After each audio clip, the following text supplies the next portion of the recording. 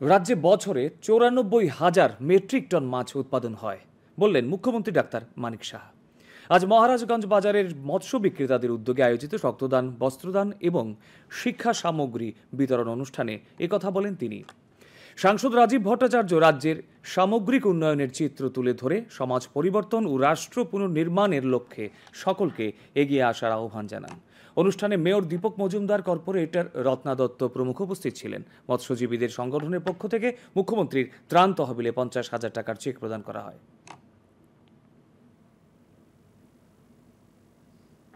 পুকুর খনন করলে চলবে না, সেখানে সেটা যাতে সাস্টেন করে ফিশারি ডিপার্টমেন্ট থেকে শেখানোর চেষ্টা করছে অনেক জায়গায় যে বনাঞ্চল আছে সেখানেও যাতে ফিশ প্রোডাকশনের মাধ্যমে ওই অঞ্চলে তাদেরও যাতে জীবিকা নির্বাহ করা যায় তারও ব্যবস্থা আমরা করছি। ত্রিপুরায় প্রডিউস হয় যে 94,000 মেট্রিক টন প্রতি বছরে আমাদের এখানে ত্রিপুরাতে মাছ উৎপাদন হয়। আমাদের এখানে বসে থাকলে হবে না, আমাদের আরো বেশি যাতে প্রোডাকশন হয়, কারণ ডিমান্ড আর সাপ্লাইয়ের মধ্যে গ্যাপ যেন না থাকে।